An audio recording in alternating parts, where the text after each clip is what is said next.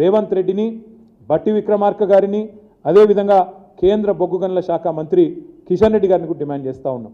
ఎవరైనా కేంద్ర కేబినెట్ మంత్రి కొత్తగా అయితే రాష్ట్రానికి ఒక ప్రాజెక్టు తేవాలి, కొత్త ప్రాజెక్టు తేవాలి. కానీ మా కిషన్ రెడ్డి అన్న ఏం చేస్తాడు? ఉన్న వాటిని అమ్ముకునే ప్రయత్నం చేస్తూ ఉన్నాడు. 16 ఎంపీల పవర్ ఏందో ఇలా మీరు గమనించాలని చెప్పి తెలంగాణ ప్రజలకు కూడా విజ్ఞప్తి చేస్తూ ఉన్నా. 16 ఎంపీలు ఉంటే అక్కడ స్టీల్ ప్లాంట్ ప్రైవేటీకరణ అవుతుంది వైజాగ్లో, ఇక్కడ మాత్రం సింగరేణిలో టీఆర్ఎస్ లేదు ఇవాళ లోక్సభలో. కాబట్టి ప్రైవేటీకరణ ప్రారంభం జరిగింది. ఇవాళ నిరాటంకంగా ఇద్దరు కలిసి బ్రహ్మాండంగా ఇవాళ ఆయన గారేమో అమ్మమంటే ఈయన గారేమో వంతపాడుతూ నేను వేలంపాటలో పాల్గొంటా అని చెప్తా ఉన్నాడు. నేను ఇవాళ ముఖ్యమంత్రి గారిని, ఉప ముఖ్యమంత్రి గారిని మా పార్టీ తరఫున డిమాండ్ చేస్తూ ఉన్నాను. రేవంత్ రెడ్డి గారు 2021కి ఇప్పటికీ ఏం మారింది?